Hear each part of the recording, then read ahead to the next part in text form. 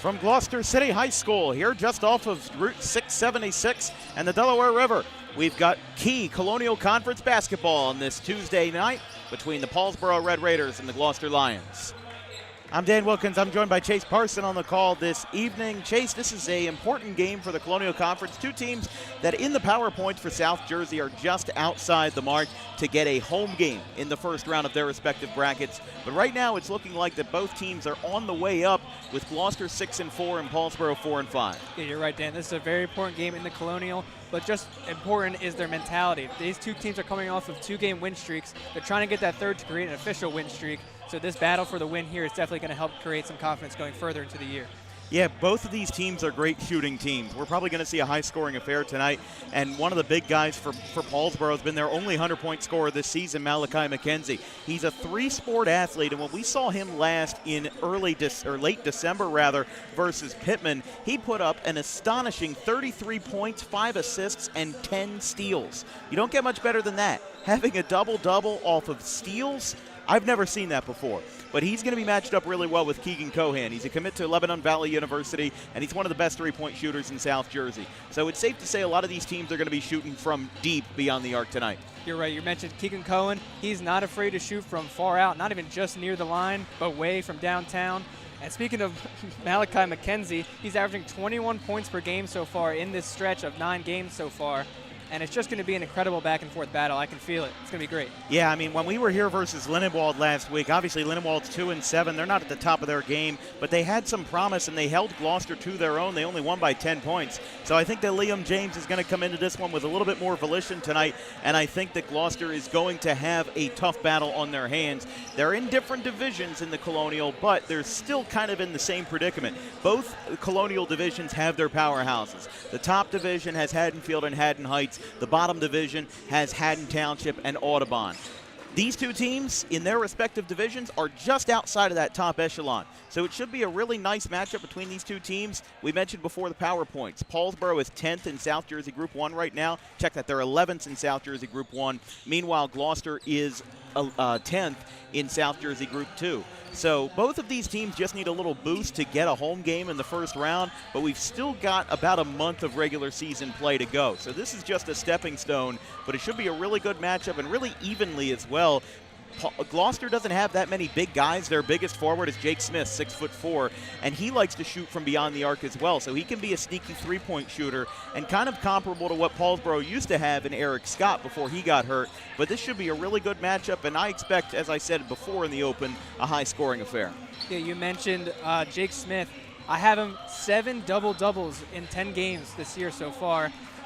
He's averaging 11.6 rebounds per game and 12.4 points per game. So 7 out of 10 double-doubles is an immaculate stat. If you really look, you mentioned he likes to shoot sneakily from beyond the arc. He's doing that in warm-ups right now. Right now, he's also a monster inside the paint. So it's really interesting to see which way he's going to swing for this game. Well, we've got a fantastic Colonial Conference matchup tonight between Paulsboro and Gloucester. I'm Dan Wilkins, joined by Chase Parson. We'll take a quick break, and we'll be back in just a second with more on the way here on this Tuesday afternoon.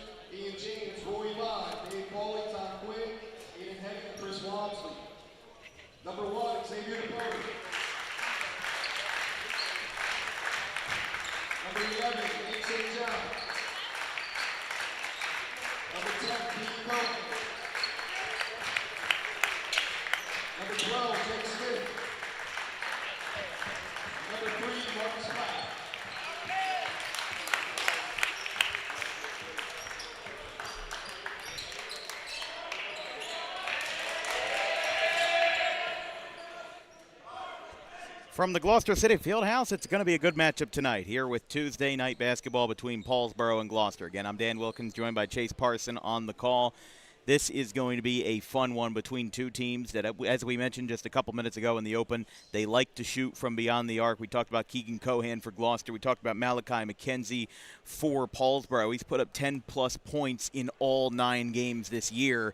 And as we mentioned, a season high of 33. He is above everybody in every category. He has over 100 points over the second leading scorer in Jeremiah Carr. He has 189 points. Carr, the junior, has 81. Meanwhile, McKenzie has 37 steals this season for a total of 137 in his 4-year career for the three-sport athlete. Here from Gloucester City High School, it's the Lions' Den. It's the Fieldhouse here in Titletown. Jake Smith ready to go for Gloucester. Same with Devon Kersey. And we're underway in Gloucester. Marcus Flagg with the possession. He'll handle the ball first for the Lions. Xavier DePoter, the freshman, hasn't scored a whole lot in his rookie season, but he's definitely been on the floor a lot as he turns that one over to McKenzie. Just 15 seconds into the game. Here comes McKenzie. Pulls up. Too strong on the three. Gets pulled back down by the forward Bennett. Bennett back to McKenzie. We talked about McKenzie being a three-sport athlete, also the quarterback of Paulsboro's football team, and also a pitcher for the baseball team led by JV head coach John Marcucci. How about that for a nice little scoop as that ball does not go. That ball tipped up off the hands of Jake Smith, and it almost went into the basket by itself, but McKenzie brought it down, and it goes back through the hands of Smith again. So not the cleanest first minute of basketball here in Gloucester, but we remain scoreless. As it'll be Carr inbounding to LaShawn Clay. Paulsboro 4-5, coming off of an 8-17 season last year. As McKenzie fires it inside, almost got it turned over again. It goes back to Clay on the left wing. Clay guarded heavily by Flagg. Now flipping it over to Nate St. John. He'll throw it inside to the semicircle, trying to bring the ball out, and that's a jump ball as St. John steps over Devon Kersey.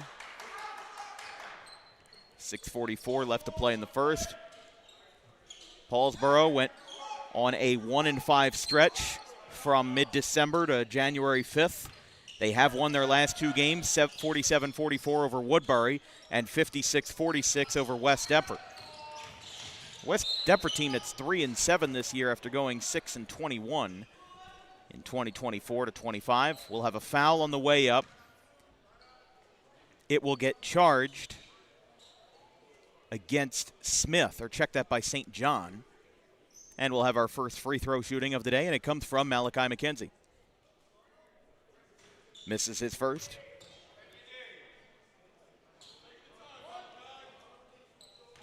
McKenzie 24 for 51 from the stripe this season, a 47% mark, and he misses both. So we still remain scoreless. Didn't we say something about high scoring? I mean, it could change, but I think both teams are still trying to get in a rhythm here. As Smith, the flag, loses it. McKenzie on his knees, gets it to get the transition, get the turnover. And it goes back to McKenzie. Pass gets tipped up by the freshman DePoter. Smith comes down with it. Goes back to Cohan. Cohan at center court. Left side for Flagg. Flagg, top of the key for St. John. Sends a man down. Cohan, too strong on the three. No. Oh, hold on here. That one almost went in. Now Smith tries to get the ball ripped out, and a travel. So we are now over 2 minutes into this game without a basket. And, Jeremiah Carr hobbling off the court. I don't know what happened exactly there, but the referee blew his whistle, and he came up limping on that. So he will immediately go to the bench and get some help from the Gloucester athletic trainer. So now into the game will be number 12 in Delance Samuels, and he will inbound this for Paulsboro. So that's a big blow for the Red Raiders. He is standing, but he is receiving attention from the Gloucester trainer, so hopefully he's okay. But that's an early gut punch to the Red Raiders as a handoff from Samuels to McKenzie, who lets it float and fall. It almost took us 2.5 minutes for the first basket. And now, what's the issue here? It looks like Quarles wanted to call a timeout. He signaled for one, and then I guess they waved it off. I'm not sure, but it stopped the play nonetheless. I don't know if that was confusion from the referees or, it's sometimes in those college football or NFL games where somebody accidentally makes a fair catch signal and it has to stand. Gloucester will keep the ball. Quarles passionate about his team's defense. He's a former forward at St. Joe's University in Philly and a Paulsboro alum himself.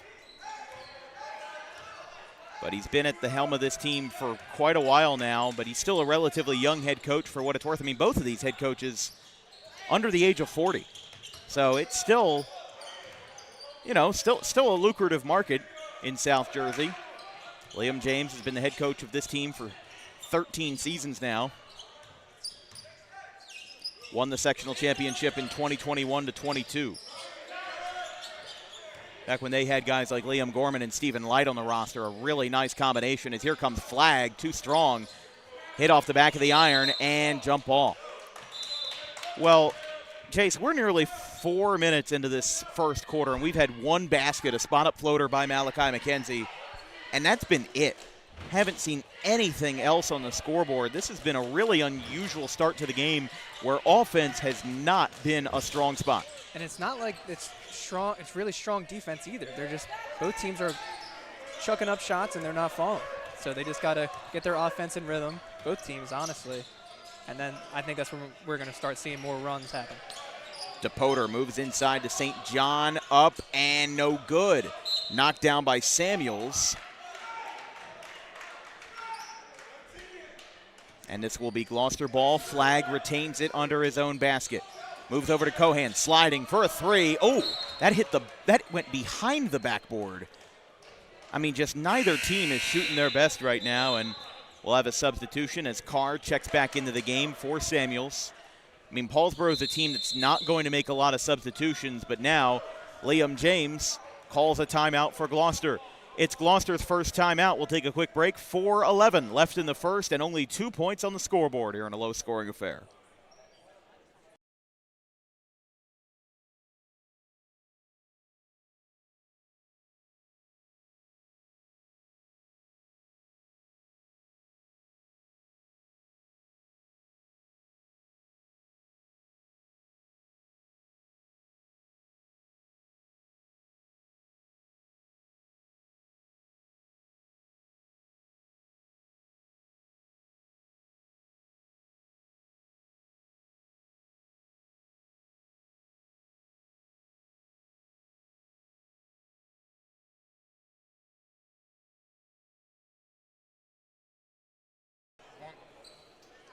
Welcome back to the Gloucester Fieldhouse. 4:11 left in the first.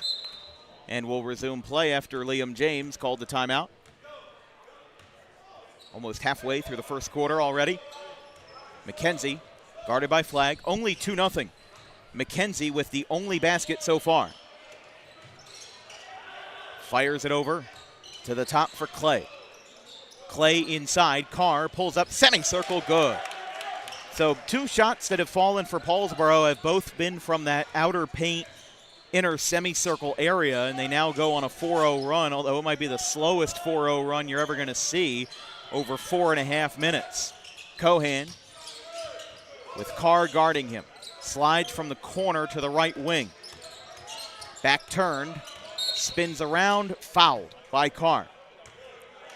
And see, that is great defensive IQ. They've definitely done their homework.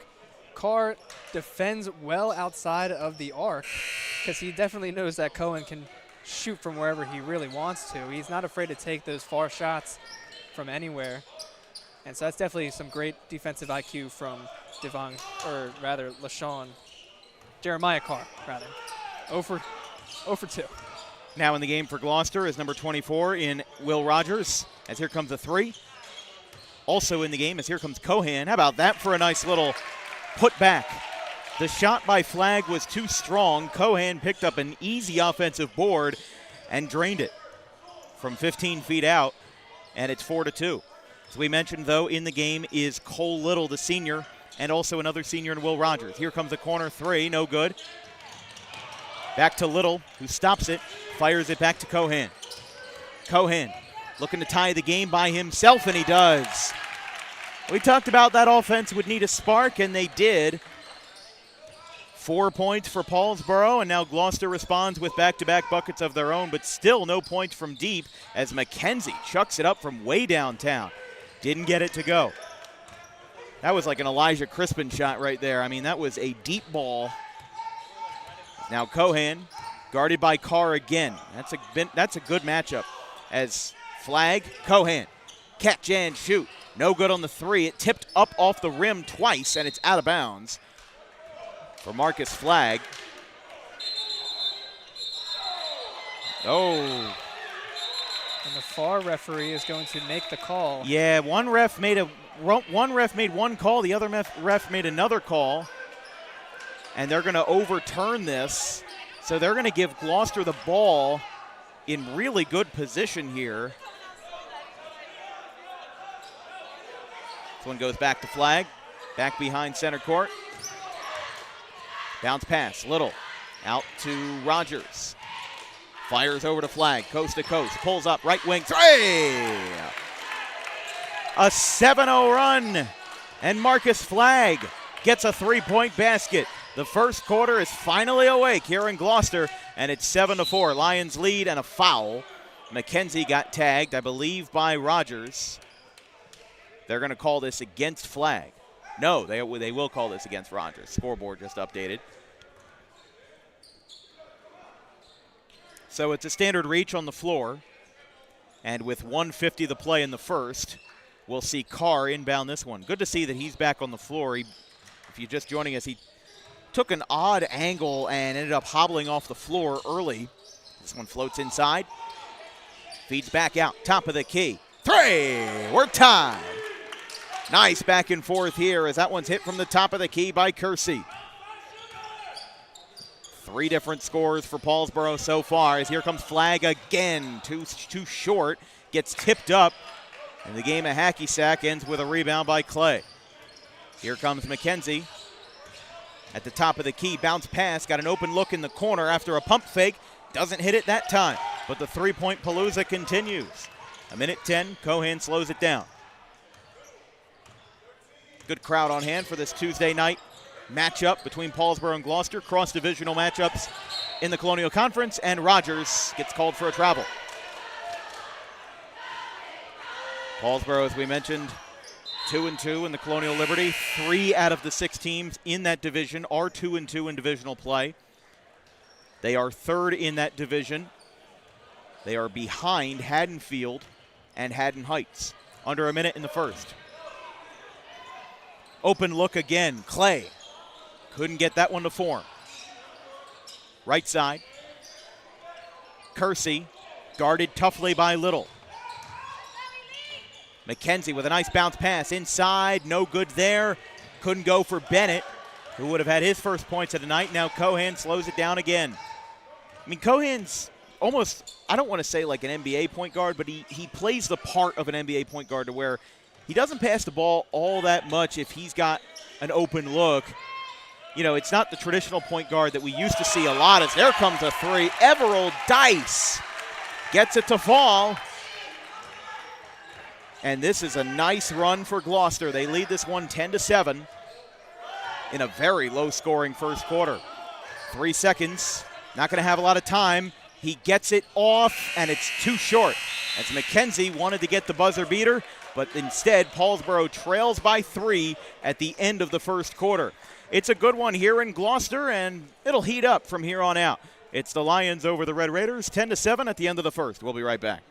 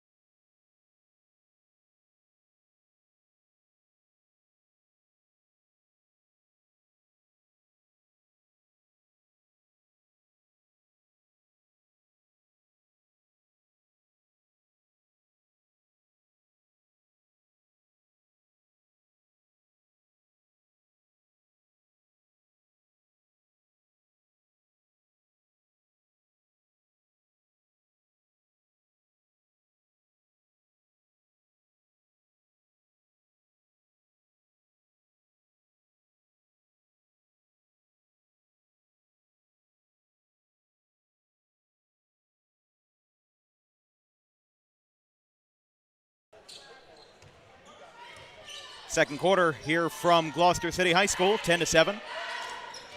We talked about a high-scoring affair, but it's been anything but that. As here comes Flagg, up and in. Nice little takeaway there as it's a 5-point lead for the Lions. Flagg now with 5 points. That's a surprise three from Everald Dice came off the bench.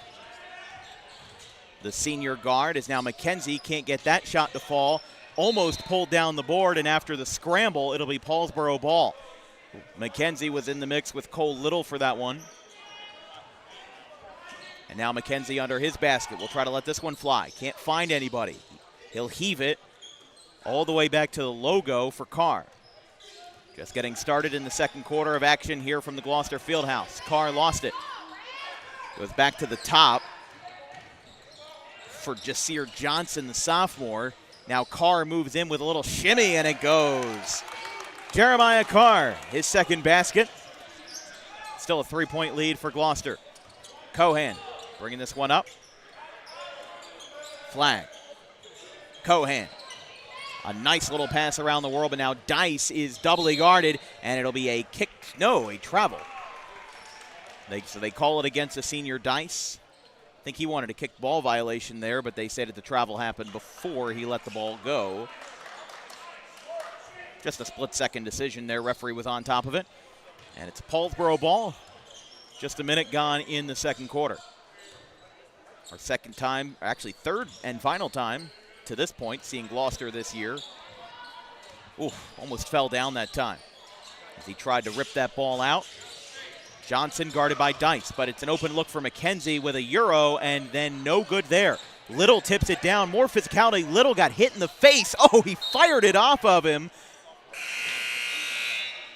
That was an Iron Man ball right there as Devon Kelsey just speared that ball off of somebody.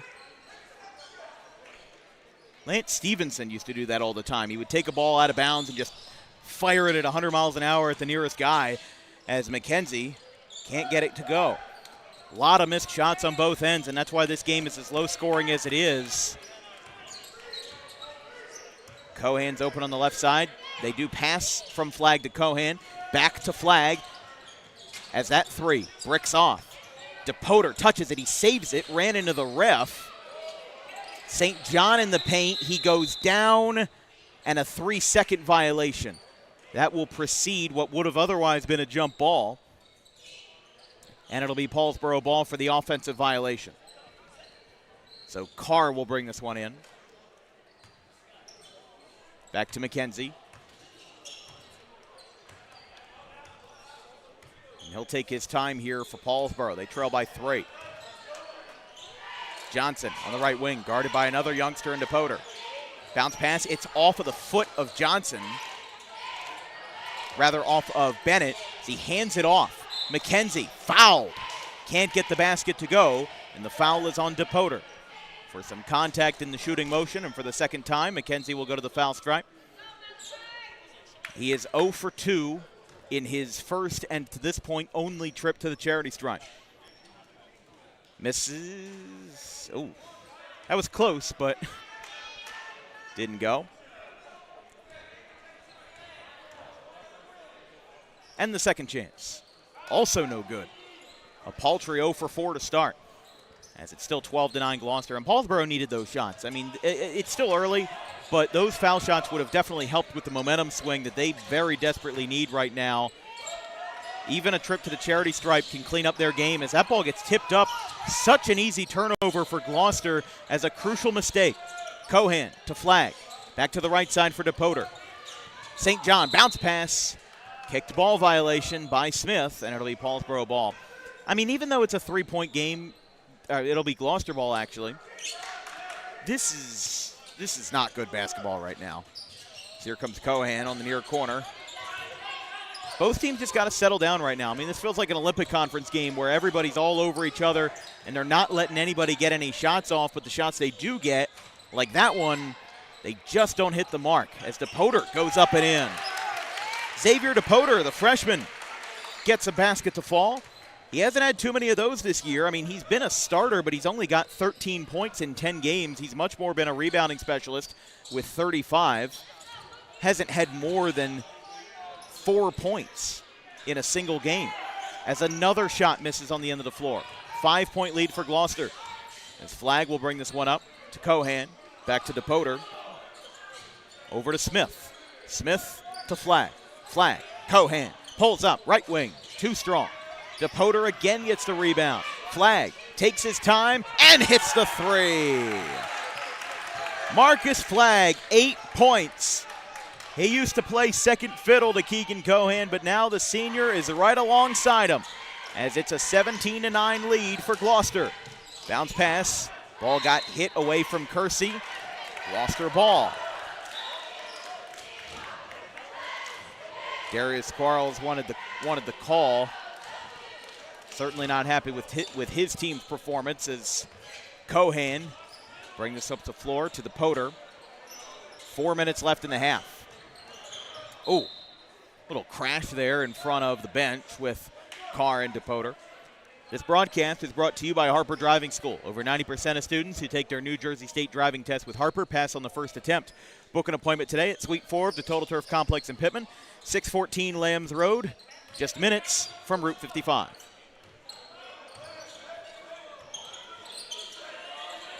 DePoter to Smith. Fires it to Cohan. A lot of passing, not a lot of dribbling. That shot missed. Bennett gets it down. Ball pops out. St. John has it. He tries to fire it, and it lands in the second row as just a lot of passes that didn't go their way, and it ends after a valiant effort. Paulsboro is going to call a timeout. It ended in a turnover, and it now ends in a Paulsboro timeout. Darius Quarles will look to rally his troops here as he calls a full timeout, his first of the day. We'll take another break as Gloucester still holding Paulsboro to single digits in the first 12 minutes. It's Gloucester 17, Paulsboro 9. We'll be right back.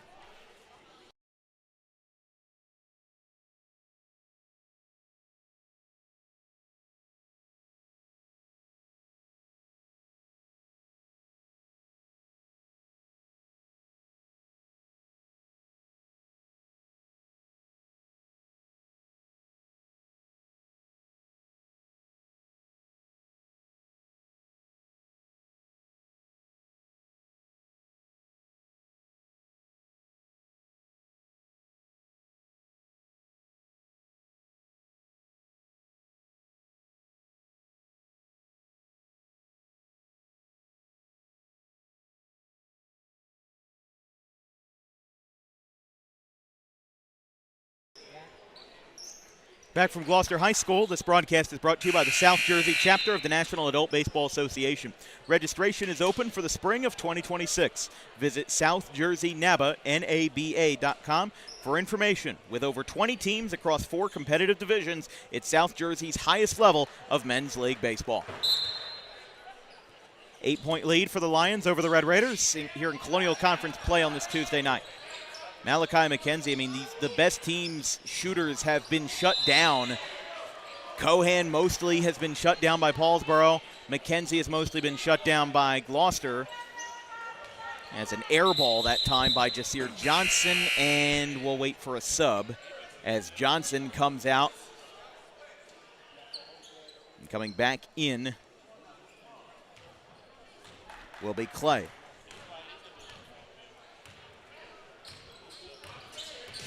3:15 to play in the second. Cohan stops on a dime. Ball gets tipped up by McKenzie, but an open look for St. John inside. That ball gets stolen. Oh, my goodness. Here comes Paulsboro. Up and not in, but 2 foul shots on the way for Jeremiah Carr. Paulsboro's been playing some darn good defense here in the second quarter. Even though it's not showing for them on the scoreboard, there are a lot of steals that they're picking up, and it's been a back and forth game, but not in the way that shows on the upper scoreboard here. First shot is good, 17-10. We'll have a doubleheader on Thursday, January 15th. We'll have ice hockey from the Hollydale Ice Arena between the Seton Hall Prep Pirates and the Gloucester Catholic Rams. That's at 3:30. And then at 7 p.m., we'll go and visit the RCSJ Gloucester Roadrunners as they play the Brookdale Jersey Blues in men's basketball for JUCO. Cohan's 3 missed. Another steal. Cohan, same song in the second verse. Keegan Cohan knocks one down. 9-point lead, 20-11. Now here comes another 3. Paulsboro, I think, tried to mimic what Gloucester was doing and just didn't work. I mean, down by 9, that's not the shot I would have taken. But now Smith gets fouled. Oh, we got an offensive foul coming. Think Clay had his feet set, or Kersey rather had his feet set, and they will charge the offensive foul. So Carr will inbound this one for Paulsboro.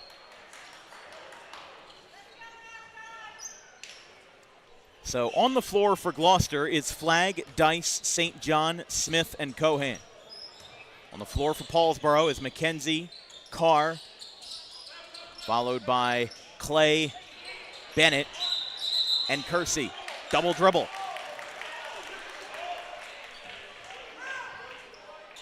And it's just filled with a lot of mental errors. You see there's so many turnovers after Paulsboro grabs a rebound. That's led to a couple of baskets for Gloucester. And then you see just the travels and the double dribbles on the offensive side. And it's just mistake after mistake, and that's going to take a turn on the mentality. Smith, ball pops out, back to Flagg. Flagg over to the corner, Cohan. Blocked. I think he would have gone out on the baseline anyway, so that actually was the better scenario for Gloucester. We mentioned a doubleheader on Thursday. Then we have a top-of-the-line BCSL matchup on Friday. It's the 7-2 Palmyra Panthers versus the 7-1 Delran Bears. Top of the matchup in BCSL is Smith. Gets a no-hesitation 3. And then Saturday we close out the weekend with Shallock at Haddon Township, Group 1 boys basketball.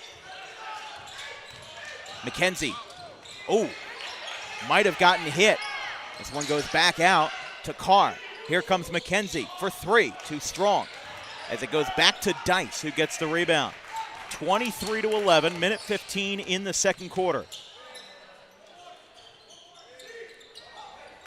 We've seen teams this year score fewer in a first half, but Paulsboro certainly up on that list as Smith travels. And listen, no team is faultless here. I mean, both teams have made almost an irreparable amount of mistakes because it's just been that kind of night. I mean, listen, Paulsboro's coming off of 2 straight wins, a big win over Woodbury and a win over West Deptford. Gloucester has won their last 2 versus the bottom 2 teams in their division, Lindenwold and Gloucester. This is their 3rd straight conference game, actually their 4th straight conference game, as they'll have another foul underneath the basket. Gloucester will be playing their familiar opponents quite often. This is their 4th out of 5 games in a conference stand. They play Audubon on the road on Thursday, and then they go to GCIT. Actually, GCIT comes here for a Friday night matchup on Friday the 16th, a very common opponent. In fact, just our 3rd ever high school basketball game was GCIT and Gloucester. I remember Mark Hallman hit a game-winning 3 to win that game. This gym went nuts for the road team. Flag on the baseline. Back out to Little. Little tries to split the middle with a 7-10. No good. Back to McKenzie. 23-13. McKenzie did end up making both of his foul shots. He's 2 for 6 from the line and gets another bucket. He likes that semicircle. Not quite a 3, but it'll help dig out of that deficit, as it's now 23-15, 12 seconds left. Cohan advances it past midcourt. He pulls up, now gets it to Smith underneath the basket and foul. So with just under 7 seconds left,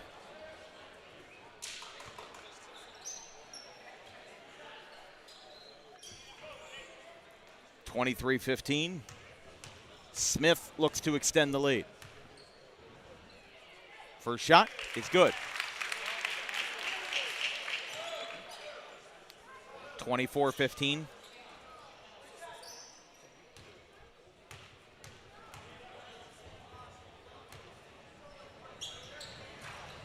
No good. Goes out of bounds. Sure, both of these teams are going to have some strong words for themselves. Coaches are going to have strong words for their performance at the halftime break.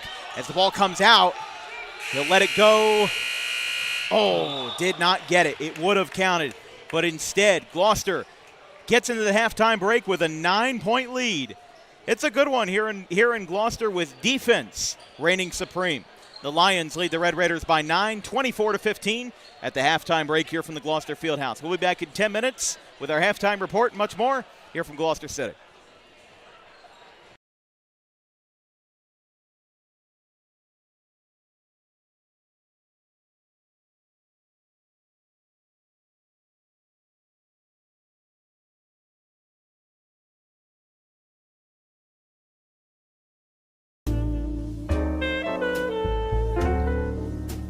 Is Mental Health Awareness Month. It is the responsibility of all of us to make sure that our friends, family, and anybody who we hold dear in our lives is feeling well. The problem with spotting mental health issues is that the symptoms aren't that obvious. Just because someone is okay or appears okay on the outside doesn't mean that they're okay on the inside. It's important that if they are in distress, that they call the right people and they get the help that they need. And it is very important that we treat each other with respect, regardless of who you are or where you come from. But it is just as important that we treat ourselves with respect, regardless of the situation going on in our lives. If you're in distress, you can call this number, 988, or you can visit any of these websites if you're not in distress, but would like to learn more information about mental health awareness and research.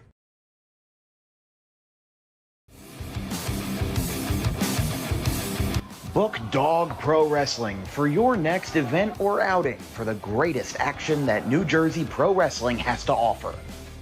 Any place, any time, any setting, Dog Pro Wrestling will bring the action to you, and you won't want to miss it for moments like this.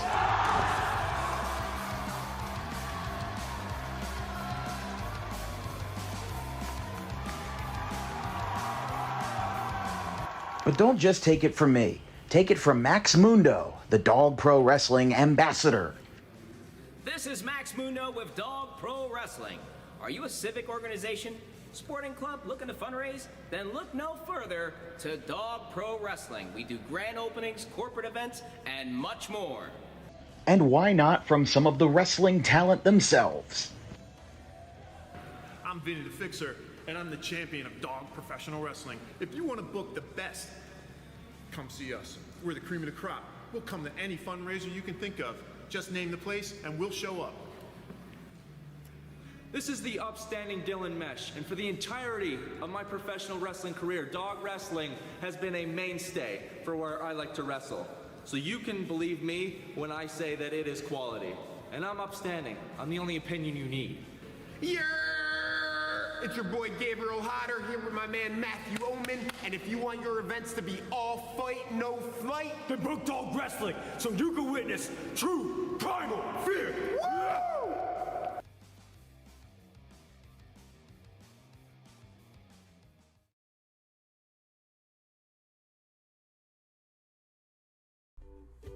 In life, the road ahead is full of possibilities, but to navigate it safely, you need the right skills.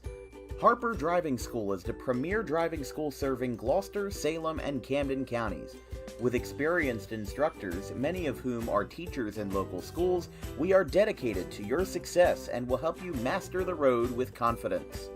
With an over 95% success rate of students passing their road test on their first try, you know your student will be in good hands while embarking on a huge step of their young adult lives, all while avoiding the lines at the DMV and getting insurance discounts. We chose Harper, and so should you.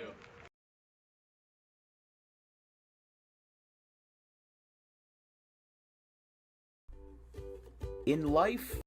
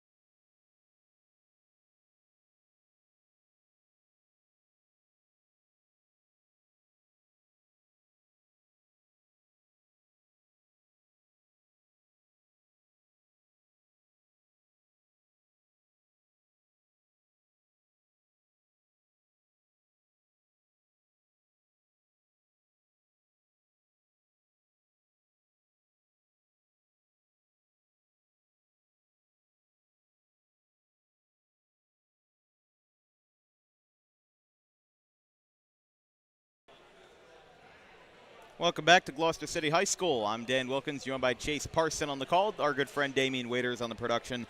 This has been an interesting first half. It hasn't been the high-scoring affair that I personally thought it would be, but it's turned into something else. It's turned into a bit of an art form with this defense. It's been interesting to watch. It hasn't been high-scoring, but steals have been at a premium. Baskets of themselves have been very hard to come by, and it means now that with a 9-point lead for Gloucester going into the second half, every point, every basket that Paulsboro makes is going to matter tenfold here in this game. You're right, Dan. It's never been fluid. It's always rocky. There's always these quick little stints of baskets being scored by either side, and then it's just no baskets for another 2 minutes. So it's just always free-flowing and just super rocky, and then hopefully the second half, both teams can clean it up on the defensive end, or the offensive end rather, but it's interesting to see because you never know what's coming next. Marcus Flagg gets the first possession as Cohan gets us started, as that almost fell. Smith can't get it. DePoter can't get it. It's back out to Flagg, who will reset. Flagg to Cohan on top of the logo. A lot different than when we saw them last Tuesday versus Lindenwold. Flagg, bounce pass over to DePoter. Back to the right, DePoter, guarded by Clay. Now it's Cohan. Fires it over to Flagg. Gloucester's held on to this ball for now 50 seconds. This is one of the biggest pieces of New Jersey not having a shot clock. It feels like we're on an end-of-game watch here. Going to be a 3-second violation on the offense. And this will be Paulsboro ball.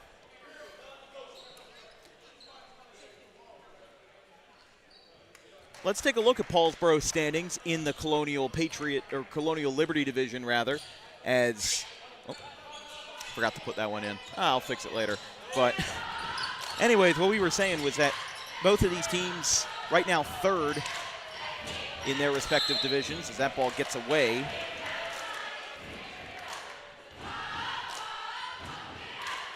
From Cohan, and again, another example of how this has been a bit of a tricky game in terms of offensive possessions. Gloucester had the ball for 50 or more seconds, almost had it for a full minute as McKenzie can't get it to fall.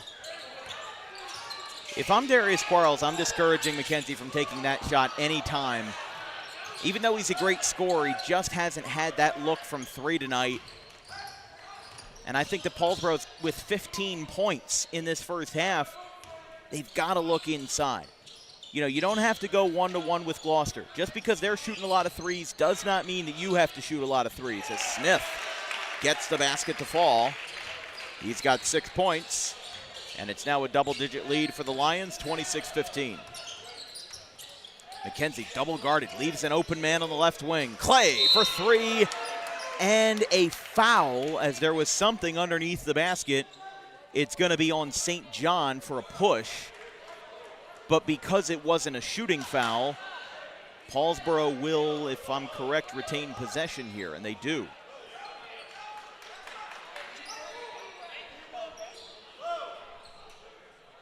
So it's 26-18. Clay with his first points of the night. Flying in as St. John doesn't get anything there, and Paulsboro keeps the ball again. This has been a very interesting ball game, and there's another chapter in it right there. As McKenzie will inbound this one. Hold on. You saw it a little bit. It was Little just starting to shove. Yeah, I mean, Kersey. It was still getting into it a little bit there as Little tried to box him out as McKenzie with his style of football pass.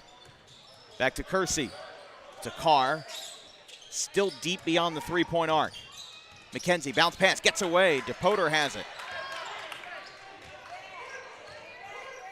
Here comes Gloucester with Flagg. To Cohan on the left side.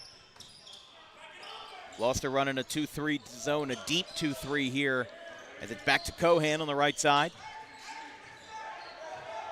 James signals for the play. Cohan hangs onto it. Carr Almost fell backwards there, trying to draw the foul. Carr still behind Cohan. Up, too strong. Smith, offensive rebound, the 6'4" forward, and he is fouled.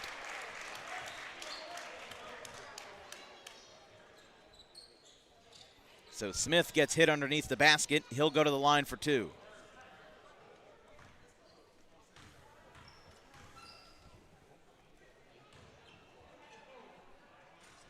His first shot, no good.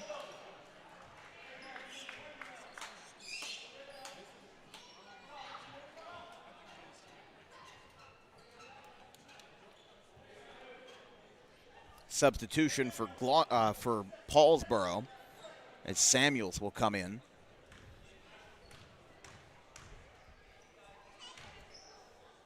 Smith with 6 points. Gets that one to fall. He's got 7. And it's a 9-point, 27-18 lead. McKenzie to Kelsey. To Kersey, rather. Carr guarded by both ends. Kersey loses it. DePoter has another steal. He's got 4. It's back to Flagg. Corner 3 gets blocked. Weird angle on the ball. He throws it off of Little. And it's out of bounds for Paulsboro ball. We'll take a look again at those Paulsboro standings now that we have them in there. Again, atop the division is Haddonfield and Haddon Heights. Paulsboro tied with Sterling there, as Woodbury second to last and West Deptford at the bottom as they were last year. But again, an improvement for Paulsboro that only won 8 games last year. They were riddled with injuries, did not have their best season, went on an 8-game losing streak in January of last year as Smith almost stepped out, but it's back to Little, passing around the world. DePoter for 3, too strong. So many missed shots in this game. And it's really starting to show here, the fatigue on these players as they're just going for a goal that's not there. Johnson will check in for Samuels.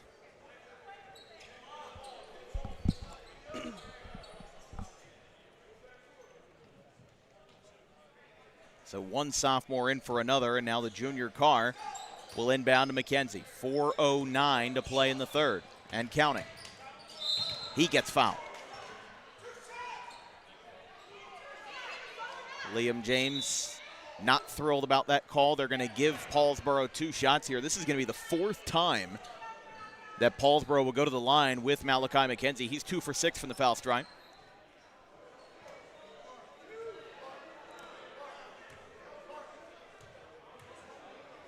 McKenzie's first shot is good. As we mentioned, Malachi McKenzie has put up double-digit points in every single game this year. His low was versus Haddonfield, where he put up 10, so he's on a 9-game streak. Put up 33 versus Pittman and has had 32 points in his last 2 games, 16 apiece versus Woodbury on the 7th and West Deptford on the 9th. Paulsboro's first game since Thursday. Gloucester played on Friday versus now 0-11 Collingswood. A 58-31 win on the road versus the team at the bottom of the lowest division in, 12 out of 12 teams right now in the Colonial. New Jersey's smallest conference, as the shot is waved off. Hold on here. The foul looks like it's on, I thought it was on DePoter, but it's on Cohan. But Paulsboro has now cut the lead to 7. And again, you're really only going to see Quarles sub in 7 guys when the game is competitive. We've seen Delance Samuels, we've seen Jasir Johnson. Those are really the only substitutes that he's went to at any point tonight. Meanwhile, Gloucester, they've always seemed to have great numbers in terms of how many guys they can get and how many guys are going to be on their bench. We've seen Everald Dice in this game. We've seen Will Rogers, Cole Little. And as you get further into this game, you're going to see a handful more players. You know, we've seen Leland Kidd play a little bit. Brendan Reddig, Kenny Johnson. Here comes McKenzie. Another missed 3.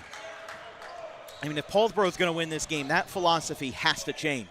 As Cohan doesn't go. Smith, second chance. And Paulsboro rips down the rebound. Here comes a fast break. A high Euro step, and the basket falls short. Now Smith to Cohan, 3 minutes in the third. A 7-point lead, 27-20. This feels like an Olympic Conference game as now Liam James calls a timeout. Both coaches had only called one timeout to this point. James now burns his second. It's been an uneasy feeling here in Gloucester tonight as the Lions lead this one by 7 with just under 3 minutes to play in the third, 27-20.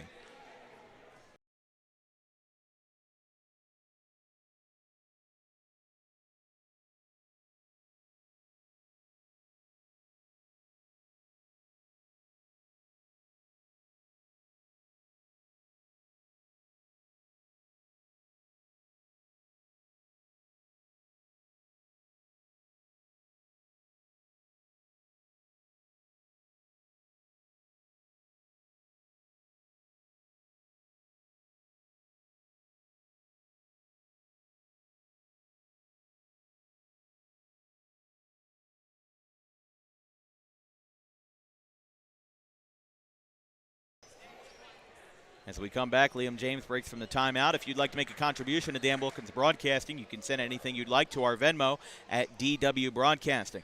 Your contribution helps provide South Jersey athletics with top-of-the-line coverage of high school and collegiate athletics in all 7 South Jersey counties. Again, that's our Venmo at DW Broadcasting. No spaces, no hyphens, at DW Broadcasting. Helps with travel costs, college expenses, and equipment costs. I mean, the equipment we're using to live stream this game and every single one that we do is not cheap by any means.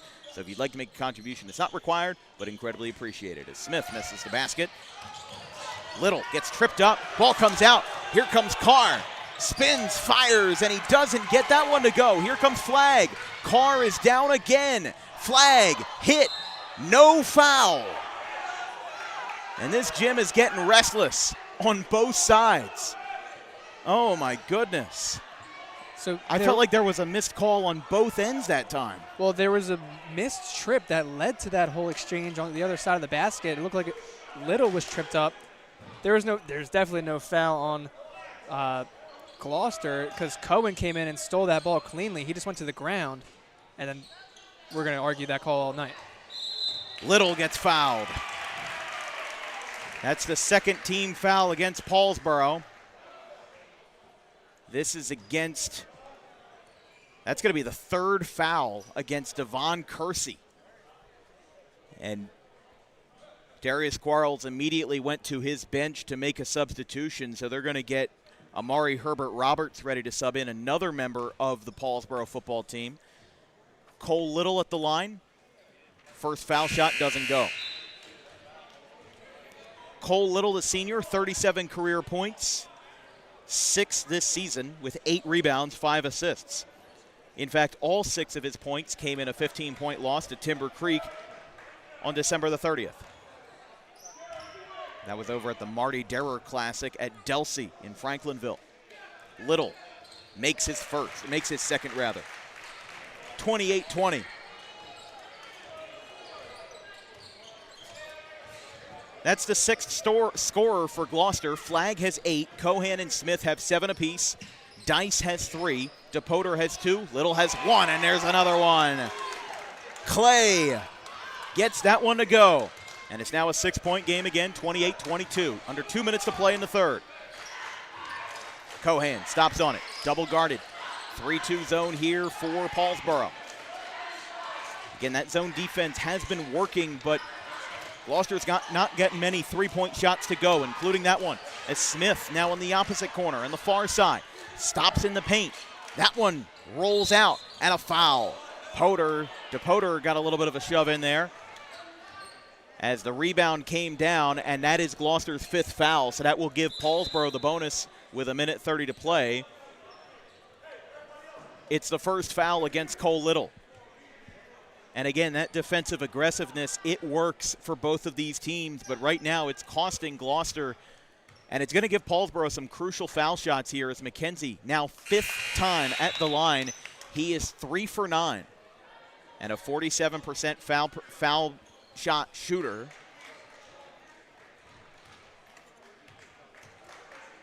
McKenzie and Carr are tied for Paulsboro's scoring lead with 6. Oh, my goodness. Paulsboro had 4 of their guys talking to Quarles, and then he missed his second shot. They weren't ready to go back on the floor. Gloucester almost got the easiest of easy baskets. I don't know if you saw that. They were all huddled right around Darius Quarles, and then he missed the shot, and Gloucester had basically free reign over that ball. Another missed opportunity. And again, this has just been a sloppy game. I'm sure if both of these coaches, Liam James and Darius Quarles, go look at their film from tonight, no matter who wins, this is going to be a game that both teams are going to want to forget. We mentioned that both of these teams, they need a rally to get a home game in the first round of the playoffs. As Cohan, a late foul. It's on Carr. It's the 4th foul against Paulsboro. So now Cohan, who has been an exceptional free throw shooter, is at the line. He misses his first. And again, it's uncharacteristic for Cohan. The commit to Lebanon Valley University, just about 2 hours away from here in Pennsylvania. 29 for 36 from the line. He makes his second. He now has 8 points. He is tied for Gloucester's scoring lead with Flagg. McKenzie up, too strong. Smith brings it down, 29-23. And that one's good. Jake Smith weaves through traffic, and his end goal is the basket, 31-23. 40 seconds left in the third quarter. This has been an awfully long third quarter as Carr with the Euro fouled on his way up. It would have been a shooting foul either way, but with Paulsboro with the bonus, they'll take some even more needed foul shots here.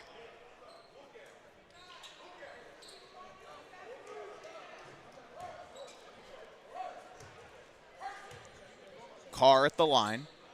He has 6. No good.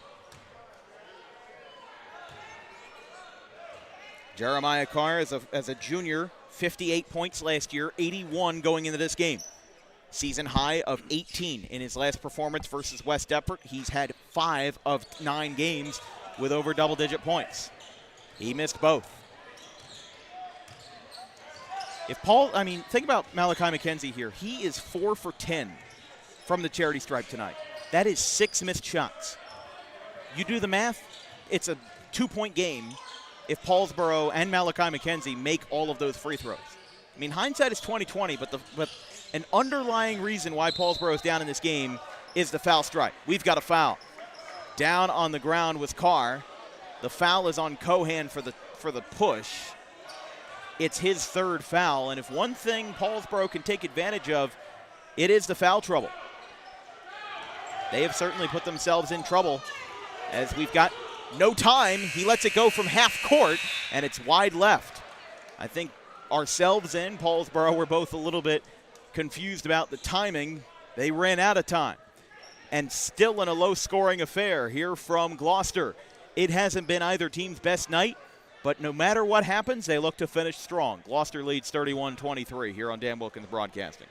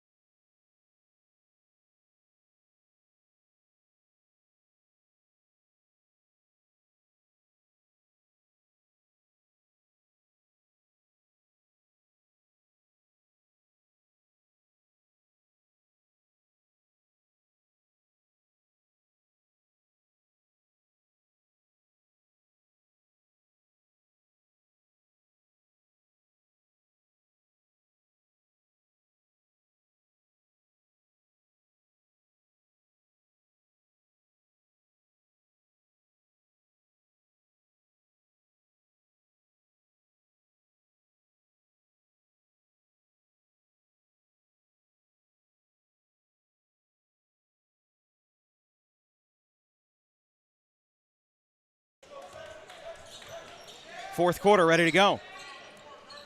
Last quarter of action is in a game that hasn't been strong for either team.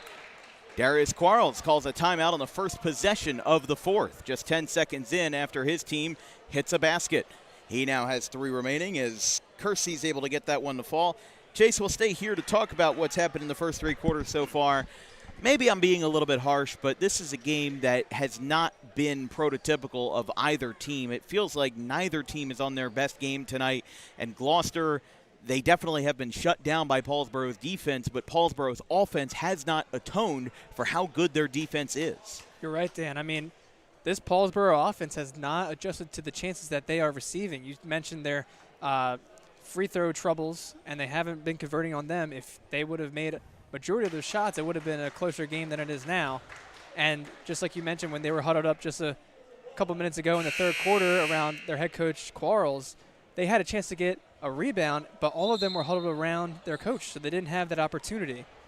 And it's just been so many mental errors for this Paulsboro side. And Gloucester is not safe either. They haven't been taking a lot of chances on offense as well. So it's just a really back-and-forth game in the mentality rate. Yeah, I mean, listen, this game, you know, I don't want to leave this arena saying that one team has made more mistakes than the other, because that wouldn't be right. I mean, both teams have made a lot of mistakes. And now Paulsboro with a half-court press.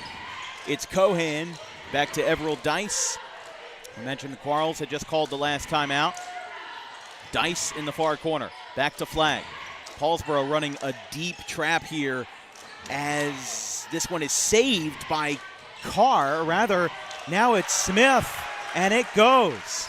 Jake Smith gets the basket, and he's now fitting in quite nicely here for Gloucester. 33-25. McKenzie almost lost it. It's back to Clay. Floats it up high. Too strong, and he can't come back down for the rebound. It'll be Smith and now Flag. This has just been a very odd game, and one that both teams are going to look to transition away from going into their tough week of competition. We mentioned Gloucester has Audubon on Thursday, a team that's doing quite well this year in the senior year of Azon Young. They're 6-4. Foul and one! Jeremiah Carr, basket's good! Paulsboro's back in this one as they get a huge foul. It's charged, I believe, against Smith. No, it's going to be against Dice. There was a lot of tough defensive segments in that. And now Carr will try for the old-fashioned three-point play. 33-27. And it's no good. 33-27 now. And again, consider that Gloucester scored 62 points when we saw them last just 7 days ago on Tuesday. Again, they play Audubon on Thursday, home to GCIT, which will be another big Power Points game in a Group 4 on Friday. And then Gateway at home. 3 of their next 4 are home. Rips it away, and a foul. Just a lot of confusion down there under the basket as Kersey made some contact. The foul is on St. John. Yeah, can't imagine the home crowd is happy about that. But Paulsboro will have the ball. Cole Little will sub in for Nate St. John, who is now at his 4th foul. And Xavier DePoter will come in for Everald Dice. So we still have 4 starters on the floor with the exception of Little. But this is a crucial time for Gloucester to lock down this defense here. I mean, listen, they have mostly been shut down by Paulsboro's defense. I'm looking at where they're playing right now. A little bit of man-to-man where they're trying to take away every scoring opportunity in the book. As now here comes a scoring opportunity for Marcus Flagg. It's good. Marcus Flagg gets it to go. And a steal, a quick scoop and score that time for Flagg. He's got 10 points. Shot misses.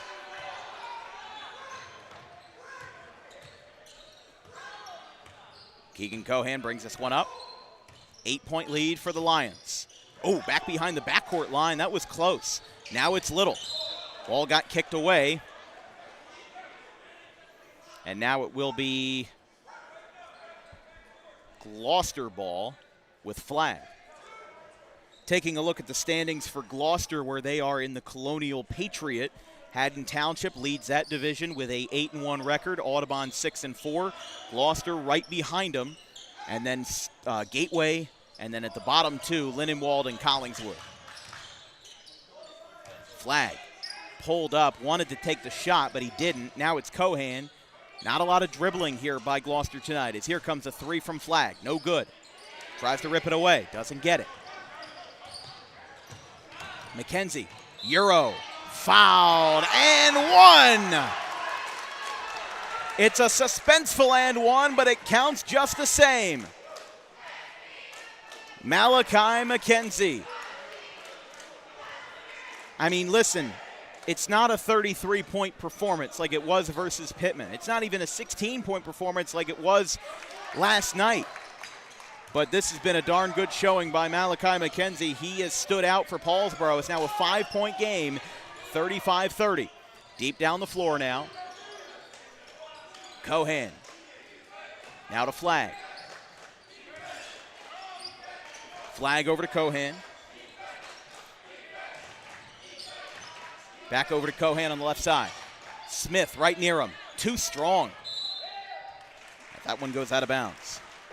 For Paulsboro, they are at home versus Sterling before they visit Mastery Camden on the 19th. That was originally a home game. It has now been switched to an away game at Mastery Charter. Then home versus the top dog in the Colonial in Haddonfield. Wow. You heard the reaction from both sides. Paulsboro wanted a foul. Gloucester thought they were embellishing, as now it's to Smith. Smith on the left side. Another fiery pass with no dribbles. No problem! Keegan Cohan back to his old form. 8-point lead. Now it's 38-30. Some more contact inside in an utterly physical game. McKenzie pulls up. Again missed. DePoter now to Flag. These teams being out of division do not play each other for the rest of the season. It's Smith on the right side. Fires in. That one got tipped by Carr. And now Rogers will sub in for Gloucester. Samuels will sub in for Paulsboro. I was following this the whole possession down the other end. Paulsboro's Jeremiah Carr has not been a big fan of Keegan Cohen after that three, and now they just shake hands. Yeah, try and make up. Listen, the ref's talking to him. We've got some intensity in the building tonight. And Gloucester, you would think that these guys have been rivals for 30 years. But Gloucester, if you remember, is the newest member of the conference. They've only been a member of the Colonial since 2020, as Rogers gets the basket. And this place goes nuts for Will Rogers. But Gloucester only joined the conference 5 years ago, as McKenzie gets a foul on the three. Liam James is irate as a 3-point foul. He wants the foul on the floor. They'll call it a shooting foul for Malachi McKenzie. Not on McKenzie. It will be on Marcus Flag, and that's his fourth. Makes his first. Let's listen into the crowd for the second shot.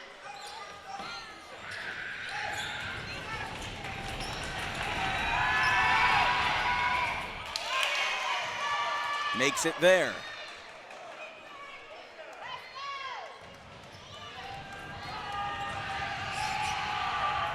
Makes all three. And Darius Quarles takes advantage of it with a timeout. What a clutch moment by Malachi McKenzie. Gets fouled. The home crowd didn't like it, but he doesn't care. He makes all three from the stripe, and we'll take another break. 3:18 left in the fourth. Gloucester leads 40-33.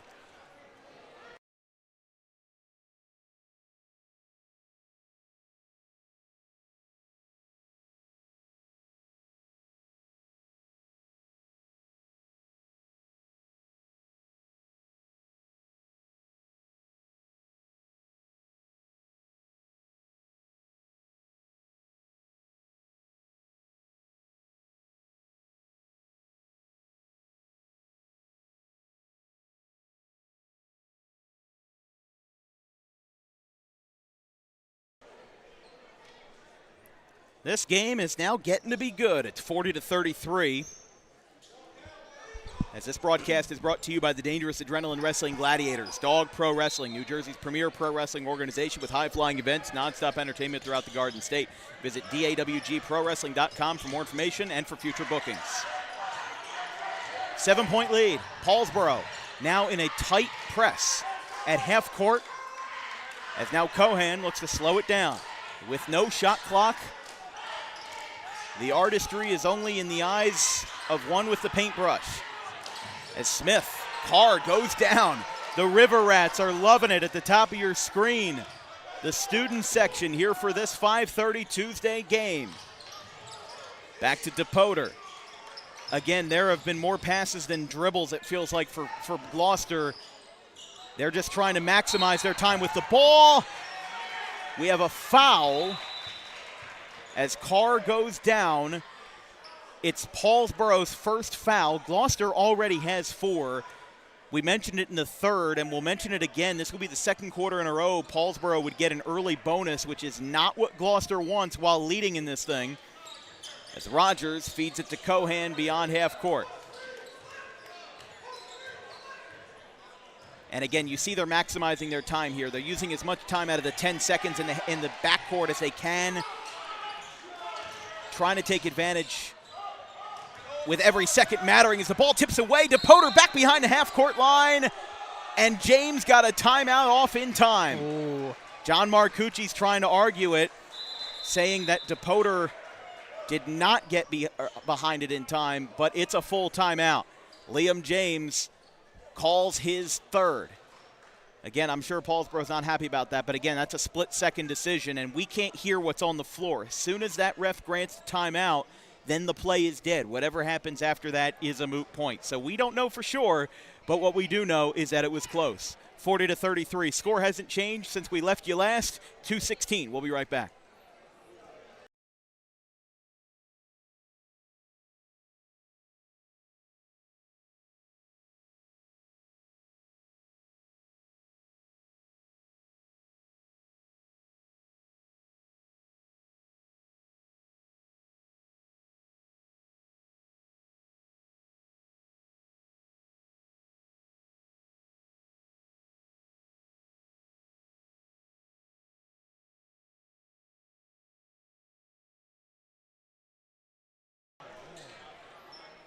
$40-33. Again, our schedule for this week on DWB, we're off tomorrow, and then Thursday night we have a doubleheader. At 3:30 p.m., we go to the Hollydale Ice Arena for Gordon Conference hockey between Seton Hall Prep and Gloucester Catholic. Then we go back to RCSJ Gloucester for a JUCO GSAC Garden State Athletic Conference matchup between Brookdale and RCSJ Gloucester. Men's basketball at 7 p.m. Then we'll go to Burlington County on Friday for Palmyra at Delran, 6:30 p.m. on Friday. And then Saturday, non-conference Group 1 basketball versus Shalleck and Haddon Township. Smith on the left side, under 2 minutes in the fourth. 7-point lead. How far until Paulsboro starts intentionally fouling? Right now. Foul. Wait, no, they wave it off. And it's on Carr. And some of the Paulsboro folks are standing in defiance of the call. That's Paulsboro's second foul. I mean, again, down by 7. They would have had to start fouling sooner rather than later because they barely fouled anybody. So they still have a long ways to go before they get to the bonus. They'll have to do this several times over. It's flag. Back behind half court. McKenzie did not foul him. And now we'll have another foul. Did Rogers make some contact here? Yeah, this is getting a little bit confusing here. Who is this on?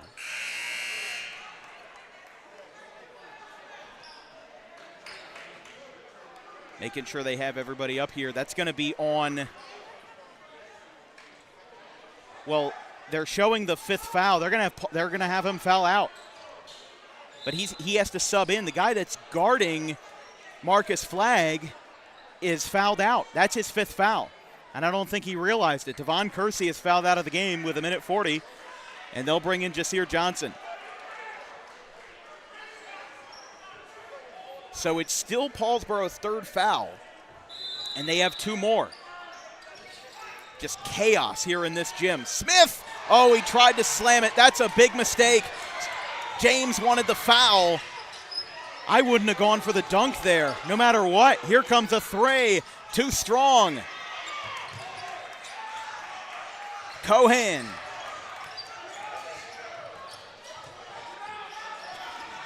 Minute 19, still back behind the half-court line. James wanted a timeout, and it took him almost 5 seconds for it to be granted as Gloucester got trapped in their own half, and this is still getting interesting. We've now had 3 timeouts in as many minutes and 0 points. A minute 16 to play, 40-33, Gloucester still in front.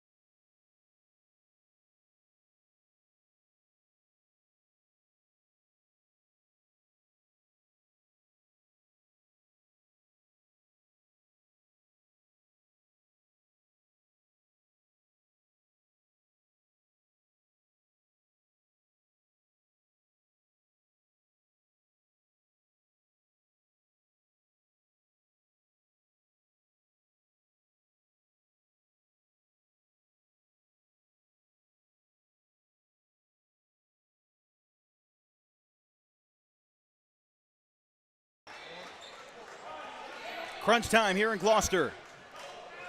For Gloucester, it's Rogers, Cohen, Smith.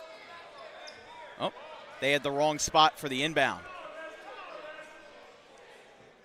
Making sure they have it right. It's, again, Rogers, Smith, Cohen, Flagg, and DePoter on the floor for Gloucester. For Paulsboro, it is Clay, Bennett, McKenzie, Carr, and Samuels, who is in for Devon Kersey, who fouled out. 7-point lead. Paulsboro needs to foul twice to get Gloucester over to bonus. Cohen gets hit under the basket. James again with his face as red as a cherry. Not happy at all about those calls. Both of these coaches got to be careful, although I don't see the referees calling tees at this point in the game. I don't think they want to be that involved, as McKenzie airballs it, and it's out of bounds.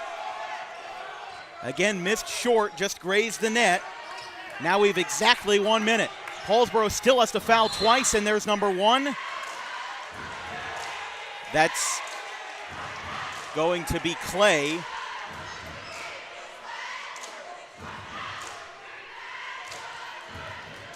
Wait a second. They just put the 4th up on the board. Cohen shot it to the ref as if they were going to shoot 2, but they only had 4 fouls. So that's what I was confused about. They still have to go one more time. Rogers will inbound. Back to Flagg. Flagg guarded, and a good idea for the bench guy to foul him, as that will now put Gloucester over the bonus. 53 seconds on the clock. And while this game feels like it could be over with a couple of shots, both teams have been inconsistent from the line. Flagg will shoot 2. He has 10 on the night. First shot is good. The River Rats out in full support of their home team, as Flagg will look to go 2 for 2, try to put this game further out of reach. And he does. 42-33. And now Darius Quarles calls a timeout. Again, not sure what was going on there, but. Did he call timeout? No. No, they blew the whistle, and Quarles' assistant coach was right next to him, and he kind of swatted him away. It looks like he might have been maybe on the court. That's my guess. Yeah, it might have been a little bit too close to where the play was, as Smith almost got the steal. Now the ball comes out again. Ball gets tipped away. Rogers was too strong. And now with 46 seconds left, McKenzie gets there. And it'll now be Samuels to inbound. Samuels will roll. Oh, and they're going to have to come in quickly because Rogers came in with a full head of steam. McKenzie trying to work through traffic. Can't get it up, and it's out of bounds. Gloucester ball.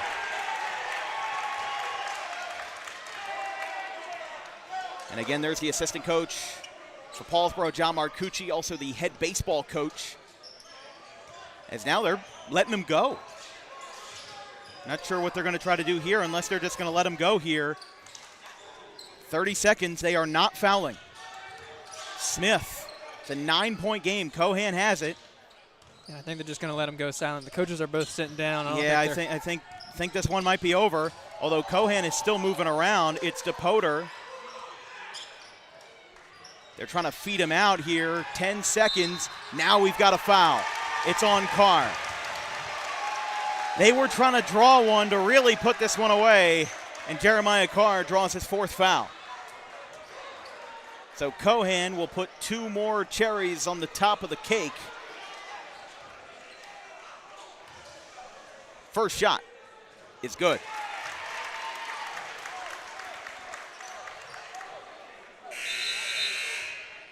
They will now sub in Nate LaCourte for Paulsboro.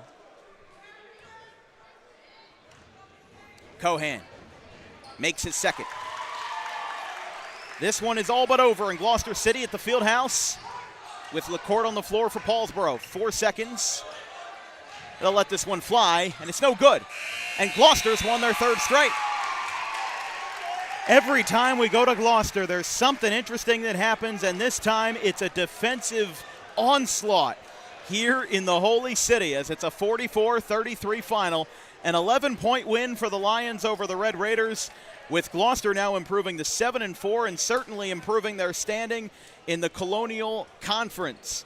It's not a divisional win, but Thursday will be, and it's going to be a great scene at the John Kling Gymnasium in Audubon with 2 teams riding a hot hand with Gloucester and Audubon on Thursday. But this just sets the stage for it as Gloucester now with 3 straight wins, 3 straight. They beat Lindenwold last week. Then it was Collingswood. This was easily the toughest of the 3 as Paulsboro, their winning streak is disrupted, and they have now lost 4 out of their last 6. But Chase, this was a game that didn't see its first basket until 2.5 minutes in and didn't see both teams score until halfway through the first quarter. There's not going to be many games like this that aren't in the Olympic Conference. This felt like an Olympic game tonight. But even with the small schools, both teams contributed, and it heated up a little bit in the 3rd quarter. Emotions were high, fouls were high, and at the end of the day, Gloucester puts this one away. I mean, not to sound like a broken record, but it's all really about the errors that have been made on the Paulsboro side. You talk about the free throws that they've all missed. If they made majority more of the free throws, it would have been such a closer game than it was. And their mental mistakes on the rebounding side where too many were turned over, and it was just based on pure confusion, and it was just all not taken advantage of. It's just the Red Raiders weren't really focused. They looked like they weren't – their mindset was more disrupted after the first quarter. They weren't – they were just chucking up threes, talking about McKenzie. He didn't land a single one. Right. He kept chucking up threes, and then that's just a possession really wasted. And he kept doing it late into the game, so it's really all about – you check their mentality in the first quarter, and then you check it into the 3rd quarter and how much that has really changed, and it just looked like a different team out there. Yeah, I mean, Paulsboro, listen, they looked like they had a shot late in the 4th quarter. Gloucester was missing a lot of shots, and, I counter the mistakes that Paulsboro made with the fact that Gloucester made a lot of mistakes too. I said several times that neither coach is going to leave this court happy, and that's exactly how it was. I mean, listen, Gloucester put up 44 points. That is their lowest in a win that they've had this year. I mean, they've had some decent wins already, but they beat Gateway 54-42. They scored 63 versus Pittman, 57 versus Penn Tech. This was a game that was not won or lost easily. But, yeah, Paulsboro did not do a great job in terms of keeping the ball on their side. There were a lot of turnovers. There were a lot of steals. We talked about Malachi McKenzie in the open and his ability to steal the ball. But this was his second lowest performance in terms of scoring. He only had a handful, and as it is, this is his 10th game of his senior year. He seems like he's hanging in there, but just 12 points almost seemed like antithetical for Malachi McKenzie, because he had scored 33 at one point in the season. He had scored 27, 28 at some point in the season. There's a lot to like about the kid. Don't get me wrong. He's a great scorer, and I think that tonight he got dealt a bad hand. But I think that Paulsboro's loss can definitely be contributed to the fact that they did not change. They should have changed their shooting ability. They have some guys down low. I would have liked to see their forward, Ja'Kai Bennett, get the ball more. He was the only Paulsboro player that did not score, the only Paulsboro starter that didn't score, and then none of their bench guys scored. So, yes, I would imagine that Paulsboro is running a very small varsity roster. I mean, we saw 9 or 10 guys dressed, but only 8 came in the game. That was LaCourte, Johnson, and Samuels. And Samuels came in for an injured Carr early. And I don't think Carr's injury, his early injury, hampered his performance because he still did well. But this game didn't really feel like a back and forth. It felt like Gloucester was giving up a basket here, giving up a basket there, but they were constantly kind of, jabbing the swords a little bit. They were keeping their distance, and they ended up keeping a comfortable lead pretty much throughout the whole night, except for the first quarter where they led by 3. They led by 9 at the half. They led by 7 at the end of the third, and then at the end of the day, they lead by 11. But my player of the game, it's tough, but I think it's going to go to Jake Smith. He had 9 points. Flagg and Cohan both had 13, but I thought that Smith's defensive abilities were great. He picked up a handful of steals, and he picked up a heck of amount of rebounds as well.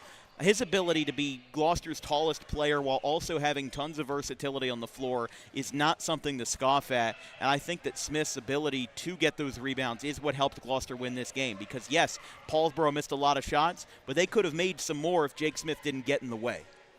Yeah, exactly, Dan. Jake Smith, at his height that he has, 6'4", and averaging 11.6 rebounds per game so far this season. I mean, that was expected. The offensive rebounds, the amount that he's had, and he fought for in the paint, and on the defensive side with the steals, and he had a couple of blocks in there, a couple of small ones, and then a lot of defensive rebounds as well. So it's just very impressive to see his ability to fight in the paint and really box out and fly high in order to grab those rebounds. And for Gloucester, this is a transformative win for them. They've now won 4 of their last 5, and Audubon's going to be a tough bout on Thursday.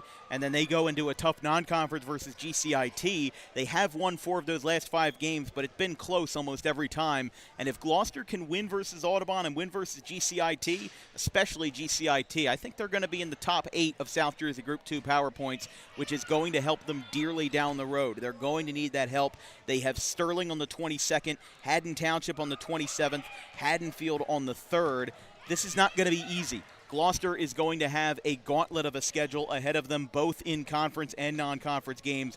Paulsboro, I wouldn't say it gets too much harder for them. They do have Mastery Charter, which is going to be tough, but they do have Sterling and Haddonfield. But their February doesn't look all that bad with the exception of Sterling. So I think, with Salem, which is 9-2 right now under Anthony Farmer. So yes, I think that both teams can take this game and learn something from it. I think that the way that Paulsboro played, they made too many mistakes for them to dig out of it. Meanwhile, Gloucester made their own amount of mistakes, and I'm watching the players leave the locker room tonight, in the street clothes, and they don't have a whole lot of smiles on their faces. I think that even though this was a win for Gloucester, it's not a satisfactory one.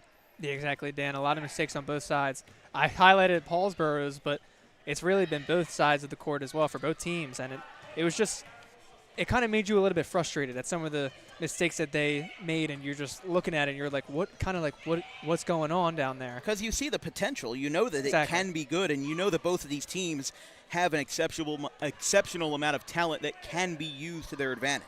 Exactly. So both these teams averaging about 52 points per game. You know it's going to be pretty close in the end, but Paulsboro putting up 33 and missing a lot of offensive opportunities. I mean, it just goes down to, what could we have done? What could we have changed? And what could we have maybe manipulated a little bit more on the defensive side, or the offensive side, rather?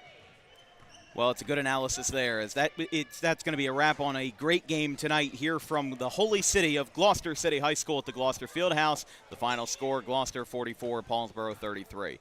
From our entire crew, our social media coordinator, Haley Mejia, our graphics crew, Caleb Lane, Carson Rosso, and Fisher Giannotti, my producer, Damian Waiters, my color commentator, Chase Parson of Rowan College at Burlington County. I'm Dan Wilkins. We will see you on Thursday for a doubleheader. first with Seton Hall Prep at Gloucester Catholic Ice Hockey at 3:30, and then Brookdale at RCSJ Gloucester Men's Basketball at 7 p.m. Final score, Gloucester 44, Paulsboro 33. Have a good one, folks.